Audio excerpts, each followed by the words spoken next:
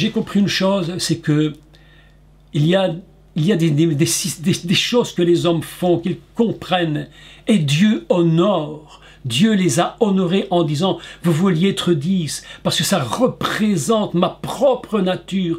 Ça représente la présence de Dieu par cette valeur. Pour le juif, c'est très important. C'est très important. C'est pourquoi on doit toujours être très prudent lorsqu'on critiquerait une chose ou l'autre. Mais il faut toujours être très prudent dans ce qu'on dit. Mais voilà qu'ils étaient 10. Et Abraham s'arrête à 10. Il dit « S'il y en avait seulement 10 » et il n'en trouve pas, et la parole nous dit ceci, au verset 33, « Et l'Éternel s'en alla lorsqu'il eut achevé de parler à Abraham, et Abraham retourna en son lieu. » Et voilà que c'est au moment où ils se séparent, au moment où ils se séparent, que les anges vont venir et vont donner excusez-moi, la sentence sur Sodome et Gomorrhe. Rachi nous fait un commentaire sur Abraham, un commentaire très important. Il nous dit que Abraham avait la capacité dans la prière d'avoir les 3 dimensions en même temps. Et il va utiliser pour ça plusieurs versets de la Bible, selon qu'il est écrit « Et Abraham s'approcha ».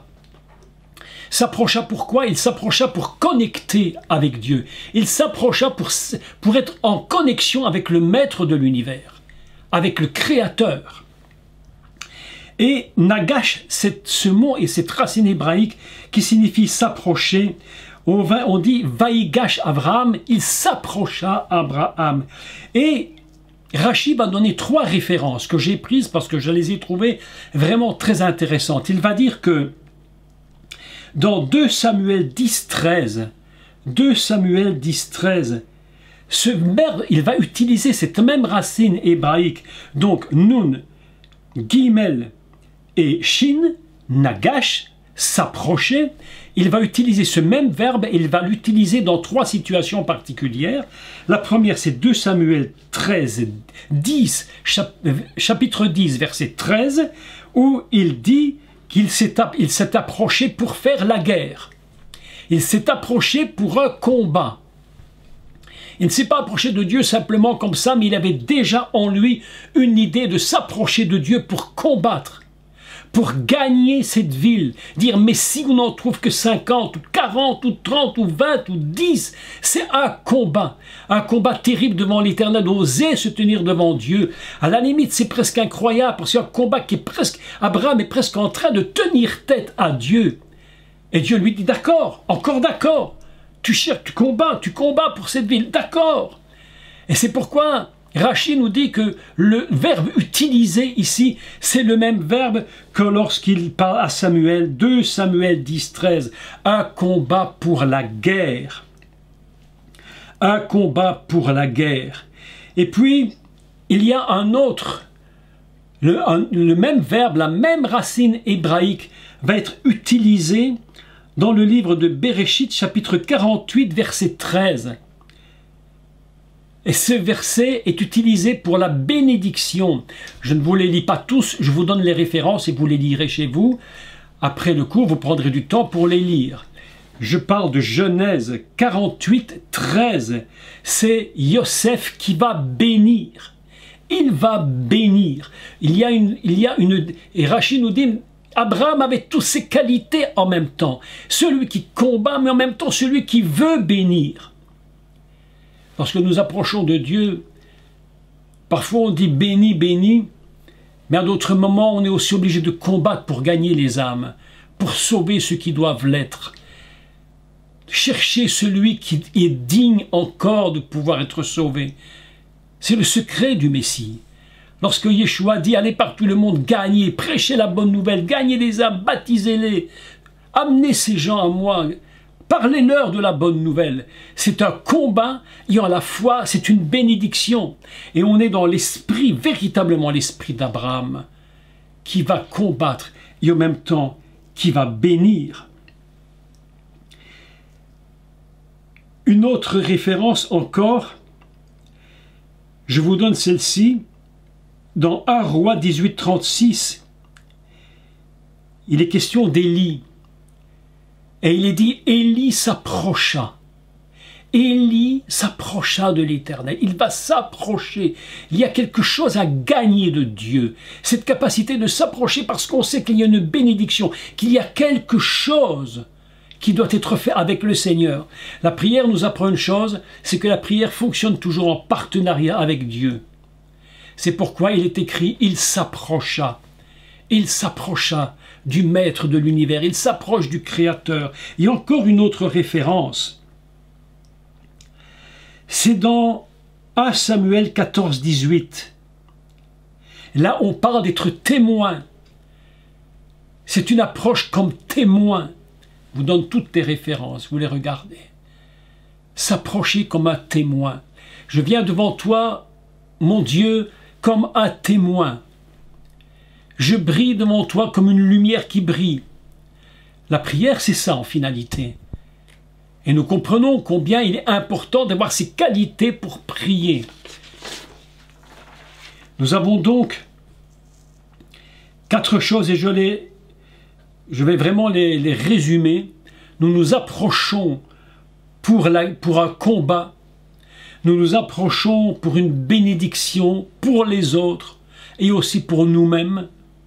Nous nous approchons comme l'arche était témoin, comme l'arche s'approche de Dieu, comme nous nous approchons de l'arche de Dieu. Et puis, en finalité, c'est la prière renferme toutes ces capacités. Et il est dit, mais feras-tu périr le juste avec l'injuste? Est-ce que tu feras périr l'un avec l'autre? Et Abraham intercède. Et il dit, il veut utiliser le mot Aaf. Quand il dit au verset 22, les hommes s'éloignent, mais Abraham se tint encore en présence de l'Éternel. Abraham s'approcha et dit, feras-tu périr aussi le juste avec le méchant? Et le texte hébreu va utiliser, même que tu ferais périr l'un avec l'autre. Et dans le texte hébreu, Rachi nous dit que Aaf, nous avons déjà entendu parler de Af, qui veut dire même que. Vous vous souvenez que dans la Torah, au chapitre 2, lorsque le serpent s'approche, on dit Af, même que. Attendez, comme si la conversation était prise en plein milieu. Même que le serpent a dit Af. Et ici, il dit Ahaf. Et le commentaire nous dit que Ahaf a été traduit dans un sens de traduit par colère. Ne te mets pas en colère. Il y a des justes et des injustes, mais s'il te plaît, ne te mets pas en colère. Regarde, si jamais il y en avait seulement 10, ne sois pas en colère. Le cœur d'Abraham est un cœur absolument extraordinaire, où il essaie de dire à Dieu, s'il te plaît, patiente encore un peu, laisse encore un peu de temps, peut-être on en trouvera 10.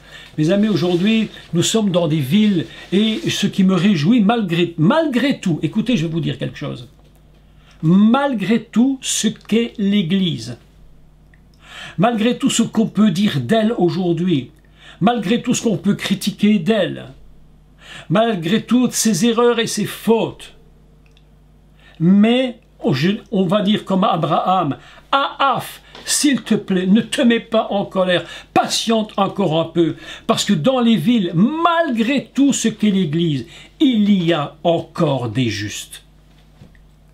Il y a encore des justes. On peut jeter la pierre à tout le monde, mais je vous dis quelque chose que nous devons apprendre, c'est que même l'état de l'Église, même si elle va mal, il y a encore des justes. Et à cause des justes, feras-tu périr nos villes à cause des justes qui s'y trouvent encore. Et c'est là notre intercession. C'est là notre intercession. Il y a encore des gens dans l'Église qui sont des hommes et des femmes de Dieu. Des hommes et des femmes qui osent se tenir devant le trône de Dieu. Ce soir, nous sommes 57. Il y a encore des justes. Dieu, avec Noah, avait voulu détruire la terre. Il a dit non, mais là, trop, c'est trop. Et comme c'était la goutte qui faisait déborder le vase, Alors il a dit, bon, puisque la goutte qui fait déborder le vase, trop c'est trop, il a dit, faisons venir le déluge d'eau. Alors ce n'était plus la goutte qui fait déborder le vase, mais c'était carrément la pluie du ciel qui allait détruire la terre. On est passé comme si Dieu avait dit, bon, ça déborde, allons-y, alors, allons-y. Mais Noé, lui, était injuste. Et à cause de ce juste, nous dit la Bible, Dieu va sauver encore le monde. La prière d'intercession pour le salut du monde, c'est une prière de guerre. Une prière de guerre. Une prière de bénédiction pour les nations. Une prière où nous sommes les témoins. Où nous sommes témoins de la présence de Dieu. Et nous nous rendons bien compte que souvent nos prières sont tellement faibles. Nos prières sont tellement souvent pour moi, pour moi, pour moi, pour moi. Et Abraham, il n'a pas dit une seule fois pour moi. Abraham n'a pas dit une seule fois, je vais faire, et je te prie pour que tu me sauves moi. Non, il a dit, je te prie pour que tu sauves Sodome et Gomorrhe. Et pourtant, c'était une catastrophe inimaginable. Mais il avait encore un cœur en se disant, mais si il y en a encore seulement 10, est-ce que tu ferais périr? Je crois que quand il est arrivé à 10, il n'a pas osé aller plus bas. Il a dit, la Bible nous dit, bon, il a arrêté de parler, parce qu'il a été plusieurs fois avec audace devant Dieu. Puis au moment, je crois qu'à un donné, Abraham s'est rendu compte qu'il fallait s'arrêter. Il a dit, bon, s'il n'y en a même pas 10, je ne peux pas aller plus loin. Je ne peux pas aller plus loin. Vous imaginez, lorsqu'une ville comme... Le problème de Sodome et Gomorrhe, c'est qu'il n'y avait même plus un juste dans la ville. Il n'y avait plus rien dans ces villes. Tout était arrivé à tel niveau d'immoralité, de destruction. Mais aujourd'hui, notre prière, c'est de dire, Seigneur, mais dans ma ville où j'habite, là dans mon endroit où je suis, dans mon village, s'il n'y avait seulement que 10 justes, 5 justes, 1 juste, est-ce que tu détruirais ma ville, mon village? Est-ce que nous avons cette capacité-là de prier? Je crois qu'Abraham, en finalité, vous savez ce qu'il possédait en lui? Je crois qu'il possédait un esprit, ce qu'on appellerait aujourd'hui, dans le langage extrêmement chrétien, il aura un esprit d'évangéliste. Celui qui va quelque part et qui a décidé que tant qu'il serait là, il gagnerait des âmes. Il a dit, moi, un évangéliste, le cœur d'un évangéliste, c'est quoi le cœur d'un évangéliste en finalité? C'est celui qui intercède parce qu'il dit, je ne partirai pas d'ici que je n'ai gagné au moins une âme au Seigneur. C'est ça le cœur d'un évangéliste. Mais celui qui va quelque part et qui dit, bon, ils sont tous pourris, tout est fini, et puis Seigneur, fais ce qu'il faut faire, fais ta justice, et puis on n'en parle plus, pam, pam, c'est terminé. C'est pas un évangéliste, il a tout sauf un évangéliste. Il a tout sauf ça. Mais le véritable évangéliste, c'est ça. Lorsque vous lisez, je ne sais pas si vous avez eu l'opportunité ou le temps ou de lire le livre de Finney. Je prends nos anciens du siècle passé. Mais lorsque vous lisez les écrits de Finney, mais c'est incroyable. Cet homme pleurait jusqu'à la mort en disant « Je ne quitterai pas cet endroit que je n'ai amené au moins une âme à Dieu. Mais s'il y en a au moins une que je peux amener, qu'il y a encore un juste que je peux sauver, et le rendre juste à tes yeux, est-ce que je vais partir ?» Cet homme avait eu une capacité d'intercession, mais impressionnante. Je me demande aujourd'hui, dans nos pays ici, s'il y a vraiment encore une grande capacité d'intercession pour les nations, ou pour nos villages. C'est une question quand même que je me pose. Abraham, dans une situation épouvantable, était encore capable de se tenir devant Dieu et d'intercéder pour une ville comme Sodome et Gomorrhe. Aujourd'hui, nous avons vu dans notre monde, à ce qui se passe en ce moment, une immoralité, un niveau de mensonge tel qu'on n'en a jamais vu. Je crois que même, écoutez, je disais tout à l'heure, je crois que c'est à mon épouse que je disais ça, je crois, je lui disais, mais même aujourd'hui, lorsque vous écoutez des interviews, des émissions qui parlent de la situation actuelle, de gens qui ne sont même pas chrétiens, croyants, tout à l'heure nous étions surpris d'entendre un monsieur dire « Dieu est en train de sauver son monde ». Alors que ces gens ne sont même pas véritablement des croyants. Mais les gens sont en train de se rendre compte qu'en réalité, il y a un Dieu qui existe. Et que ce monde doit être sauvé. Et que ça ne pourra plus durer. Et j'ai entendu encore plus incroyable, ceux qui ne croient ni en Dieu ni en diable sont en train de dire dans ces émissions, dans ces interviews, qu'on a affaire à des gens qui sont des démons et des lucifériens. Alors qu'ils croyaient, ils ne croient même pas. Mais ils sont en train de se demander et de réaliser qu'il y a quelque chose qui se passe. Vous imaginez? Le monde est dans une situation incroyable. Je crois qu'on est en train de vivre aujourd'hui, au moins en 2021, quelque chose que le monde n'a jamais connu. On est en train de passer à autre chose. Je crois que le temps de Dieu va venir où il va permettre qu'il y ait encore des âmes qui viennent à Christ. Aujourd'hui, ce que nous avons vraiment besoin, je le crois, on aurait besoin d'intercéder probablement pour que de véritables cœurs d'évangélistes se lèvent. De véritables cœurs d'évangélistes. Des gens dont la vie est complètement livrée pour le salut des âmes, qui n'ont qu'un but et qu'un objectif, gagner les âmes à Christ. Et non pas dire tout va mal, c'est catastrophe, et puis que tout le monde aille... c'est tout juste si on ne les envoie pas tous en enfer, quoi. Oui, on en arrive à ce point. Alors que Dieu demande qu'il y ait des cœurs d'évangélistes, des cœurs d'intercesseurs, comme Abraham avait intercédé. Abraham avait construit une arche. Et l'arche que Dieu avait donnée, les dimensions que Dieu avait données à l'arche, ce n'était pas une invention de Noé.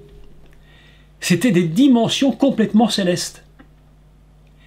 Et la dimension la plus élevée de l'arche, vous savez ce qu'elle était? Le niveau le plus haut de l'arche, la Torah nous enseigne qu'elle avait un amas. Un, pas très grand. C'est-à-dire que le 1 représente le niveau céleste le plus élevé. Si tu veux être sauvé, il faut toucher le ciel. Si tu veux amener les âmes au Seigneur, il faut toucher le ciel. C'est ça l'intercession. Prière d'intercession, c'est toucher le ciel. La mer peut te secouer, tout peut aller très mal. Mais si le toit de l'arche vaut 1, ça veut dire que tu es dans le céleste. Et cette arche, à ce moment-là, devient le lieu du salut. Le véritable évangéliste, le véritable intercesseur, comme Abraham, celui qui est capable de se tenir devant Dieu et de dire, s'il n'y en a que 50, s'il n'y en a que 10, mais s'il faut, même s'il n'y en avait qu'une seule, dans une foule de 1 million de gens, est-ce que je repartirai sans que cette âme soit sauvée? Lorsque nous étions en Afrique, c'était impressionnant parce que le cœur de l'Afrique, c'est un cœur très particulier. Le cœur africain, il est très différent de l'européen. Je vous assure, après avoir quand même passé plus de 20 ans en Afrique de voyage, de mission, lorsqu'on parle et lorsqu'on intercède avant les réunions pour qu'il y ait des âmes qui se donnent, on voit le peuple africain qui a un cœur ouvert. Et on ne peut pas, je ne me permettais même pas de vouloir qu'il n'y ait pas une personne sauvée. Et nous voyons en Afrique ce mouvement de gens qui se donnent au Seigneur avec un cœur ouvert, impressionnant. Et je me rappelle encore une chose, lorsque j'étais jeune, on m'appelait évangéliste. Aujourd'hui, plus tellement, je passais dans l'enseignement, mais on m'appelait toujours l'évangéliste parce qu'on faisait de l'évangélisation. Et lorsque j'étais jeune et que nous avions entre 18 et 20 ans, nous partions évangéliser avec notre groupe de musique. Et je m'étais dit avec mon frère, nous ne quitterons jamais un endroit que nous n'ayons pas gagné au moins une personne à Christ. Si nous n'avons pas amené une personne au Seigneur, alors nous avons raté notre travail.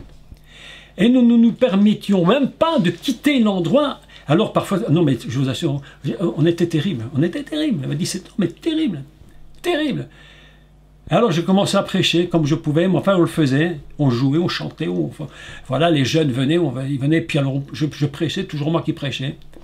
Et j'amenais les âmes au Seigneur. Et je voulais. Et s'ils ne venaient pas venir à Christ, je recommençais l'appel 2 fois. Et s'il y a personne qui se levait, je recommençais 3 fois. Et je dis, on va encore rechanter un chant. Ils ont rechanté un chant d'appel. Et puis je recommençais. J'ai dit, est-ce qu'il y a quelqu'un, jusqu'à ce qu'au moins une personne se donne au Seigneur? la capacité d'intercéder pour une âme. C'est ça l'esprit d'Abraham. Parce que quand on parle, s'il n'y en a que 10, en fait 10, c'est le ciel, qu'on touche le ciel, c'est-à-dire un. S'il n'y en a qu'une, je ne quitterai pas cet endroit que je n'ai gagné au moins une âme au Seigneur. Ça, c'est très, très, très important. Au moins une. Nous ne pouvons pas, je refusais de partir si une âme n'avait pas été sauvée. Mais laissez-moi vous donner encore un témoignage, parce que les témoignages sont tellement forts à écouter que, à cette époque, je me trouvais, on était avec mon frère et notre groupe de musique, et puis nous partions chanter dans toutes sortes d'endroits, et un jour nous avons habité dans un endroit très particulier, c'est ce qu'on appelle en Belgique, peut-être Alain, tu as connu ça à l'époque, ce qu'on appelait la chapelle mobile. C'était en Belgique une congrégation, je ne sais plus laquelle, qui possédait une chapelle mobile. Il a transporté, il a démonté, il a remonté. Et un jour, on nous a invités pour partir avec notre orchestre de musique rock. Et on est parti chanter dans cette chapelle mobile toute une soirée. Et on avait prié, on a dit, Seigneur, au moins une âme qui se donne à toi. Et puis personne ne voulait se donner au Seigneur. Et je dis, non, c'est pas possible, je ne veux pas quitter, je ne veux pas quitter. Alors on priait, et je rechantais, et je refaisais l'appel, et on rechantait, et je refaisais. Et après avoir insisté, une dame lève la main, une vieille dame lève la main, une personne très âgée qui était venue, exceptionnellement lève la main, elle dit, moi je veux accepter le Seigneur dans ma vie. Elle s'est approchée, on avait réussi notre soirée, on a prié pour elle, vous imaginez, on a prié pour elle, et puis on est rentré, on a terminé, elle est rentrée. Quelques semaines plus tard, nous avions appris une chose. La personne, le pasteur avec qui s'était occupé d'elle, avait dit, cette dame avait dit, c'était la première fois qu'elle entendait parler de l'évangile de cette façon, et qu'elle s'était donnée complètement au Seigneur. Et juste après, le Seigneur l'a repris. Et c'était fini.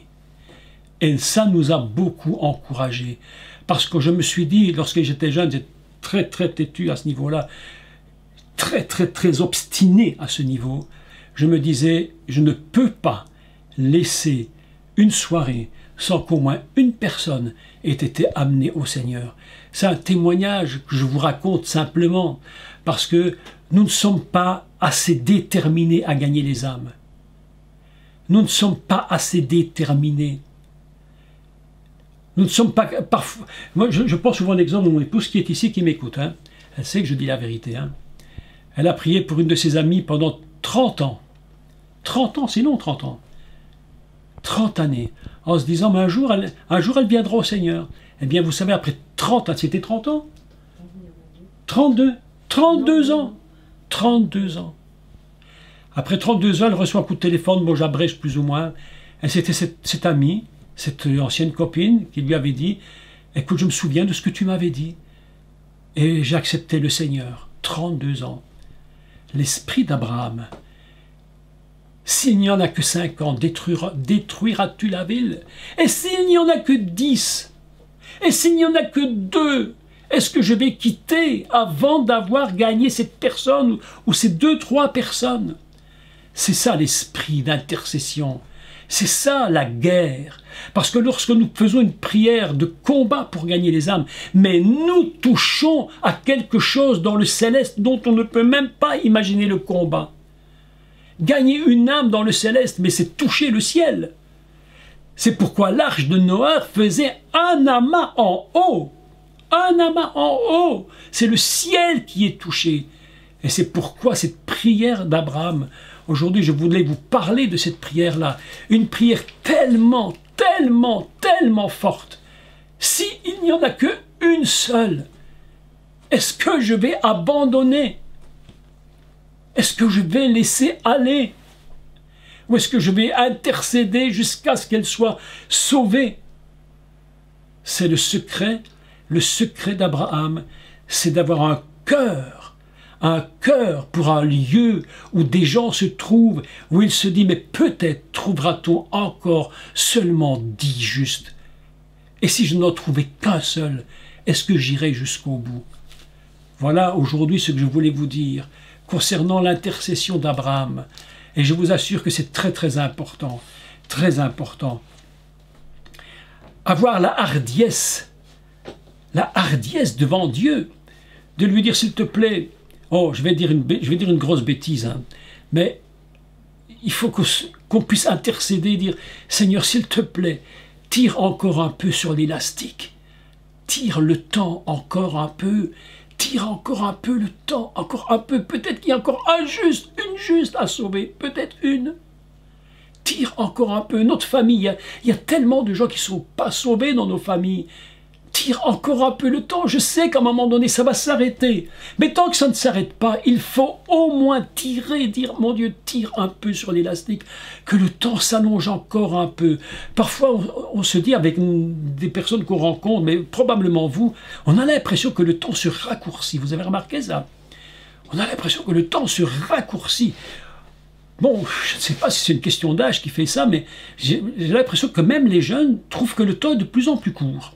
C'est surprenant. Le temps est de plus en plus court, donc de plus en plus pressant.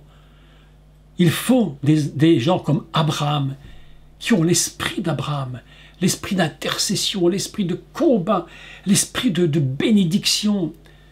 Des gens qui osent se tourner vers Dieu et dire, s'il te plaît, tire encore un peu sur le temps, afin qu'on puisse trouver encore une âme ou deux à sauver. Et un jour, ça s'arrêtera, évidemment. Mais nous aurons, nous, été jusqu'au bout. Tout est possible, encore. Les temps qui viennent peuvent encore nous permettre de gagner des âmes. Encore nous permettre de gagner des âmes. Nos voisins, nos amis. Ramener ceux qui ont été ramenés, intercéder pour ceux qui ont quitté l'Église, pour ceux qui ont abandonné, pour ceux qui se sont découragés en chemin. C'est tout ça l'esprit d'intercession et de combat. C'est cela l'esprit d'intercession.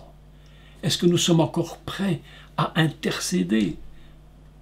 C'est un appel incroyable, un appel terrible. Abraham n'a rien demandé là. Lorsqu'il était dans cet endroit, il a intercédé pour cette ville. Il y a des enfants à sauver, des hommes, des femmes. Il y a toute une catégorie de personnes dont on va dire Seigneur, s'il y en a encore un seul, est-ce que tu vas la laisser partir? Est-ce qu'on va abandonner? Non, nous n'allons pas abandonner. Nous allons nous consacrer complètement à annoncer la parole de Dieu. Et si parfois nous sommes fatigués, nous sommes comme l'apôtre Paul. Je prends souvent la parole de Paul où il dit « Si je le fais de bon cœur, j'en ai la récompense. Et si je le fais de mauvais cœur, c'est une charge qui m'est imposée. » Eh bien, vous et moi, nous sommes dans cette situation comme Paul l'était. Parfois, c'était de bon cœur, parfois, c'était de mauvais cœur, mais il le faisait parce que c'était une charge qui était imposée. Et parfois, je me dis, je serais bien resté un samedi matin un peu plus longtemps au lit, mais il y a une charge qui m'est imposée, et quand c'est l'heure de faire le cours, je fais le cours. Et parfois, ça me coûte, mais je le fais parce que c'est imposé. Parfois, c'est de bon cœur, parfois, c'est imposé, mais que de toute façon, qu'importe, nous devons faire ce que Dieu nous demande de faire. Et nous n'avons aucune excuse. Aucune excuse. Si nous pouvons le faire, nous devons le faire. Nous ne devons pas regarder la situation, nous ne devons pas regarder les gens. Vous savez, parfois, c'est les pires pécheurs qui deviennent des plus grands évangélistes. Et vous savez pourquoi? Parce que là où le péché abonde, la grâce surabonde. Et c'est là qu'on voit l'amour de Dieu. C'est là qu'on voit l'amour de Dieu pour sa créature. Un péché abondant tel qu'on en voit aujourd'hui, Dieu dit, je le vois, mais je veux faire surabonder ma grâce. Plus le péché est grand, plus la grâce va venir. C'est pourquoi intercédons comme Abraham. S'il n'y en a que 10, s'il n'y en a que 2, mais mon Dieu, je n'abandonnerai pas.